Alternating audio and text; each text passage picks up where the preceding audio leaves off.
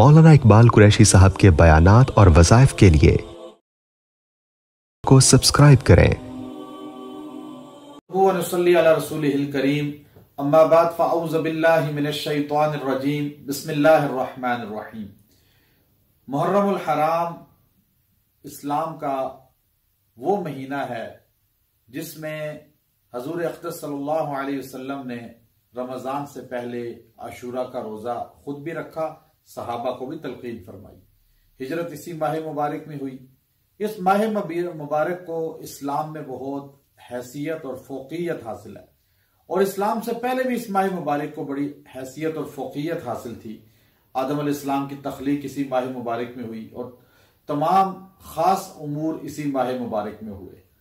अगर इंसान ये चाहे कि मेरी जिंदगी में, मेरे घरानों में, मेरे फैमिली में सुकून आ जाए, परेशानियां खत्म हो जाएं, मुसीबतें बलाएं खत्म हो जाएं, रुकावटें, बंदिशें, मसाइल जो उलझे हुए हैं, कारोबार, रिश्ते, ये सब हल हो जाएं, तो इस माह मुबारक के 10 दिनों को, 10 रातों को आपने नजरअंदाज नहीं करना। यह बड़ा खास अमल है, जिसको भी दिया अल्लाह तबारक व तआला ने उसके मसाइल को हल फरमाया। लोग आते हैं, रोते हैं, परेशान हाल, अपनी परेशानियों का जिक्र करते हैं और बड़े कद काठ वाले होते हैं, जाहिरी तौर पे असबाब वाले भी होते हैं, लेकिन चूंकि जब रुकावट, बंदिश जकड़ लेती है तो इंसान की अकल मौफ हो जाती है। माल होकर भी इंसान को रास्ता नजर नहीं आता।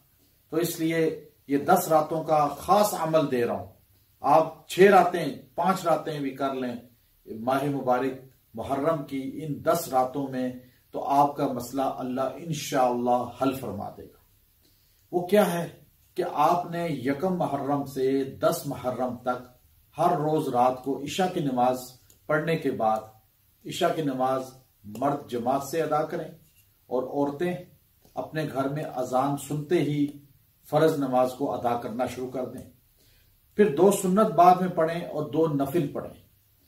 अब नफिल के बाद वितर पढ़ने से पहले आपने ये आयत करीमा जो सूरह फतह की आखिरी आयत है 26वें पारे में, मुहम्मदुर रसूलुल्लाह वल्लज़ीना माअहु अशिद्दाहु अलल कुफ़्फ़ार, यह आयत करीमा आपने 21 मरतबा पढ़नी है और बड़ी रग़बत के साथ। इसका तर्जुमा एक बार पढ़ लें पहले, फिर इसको आप पढ़ें, इंशाअल्लाह आपको सुरूर आएगा। और आपने बाद में दुआ करनी है, फिर वितर पढ़ने हैं। दुआ क्या करनी है? या अल्लाह, जिस तरह तूने इस आयत करीमा में अपने नबी के सहाबा अहले बैत का जिक्र किया, उनकी शान को बयान किया और उनकी अखलाक को बयान किया, उनके किरदार को बयान किया, और फिर तूने उनके लिए राजी होने का सर्टिफिकेट जारी किया, और सहाबा इकराम से नफरत और बुग़्ज़ रखने वाले को तूने इस्लाम से भी निकाल दिया, तो मैं अल्हम्दुलिल्लाह अस्हाब रसूल से मोहब्बत करता हूं या करती हूं। औरत है तो वो यूं कहेगी, तो मुझे उन सहाबा से मोहब्बत के सिला में इन परेशानियों से निजात अता फरमा, चूंकि तेरे नबी के सहाबा तेरे महबूब हैं और तेरे नबी के महबूब हैं।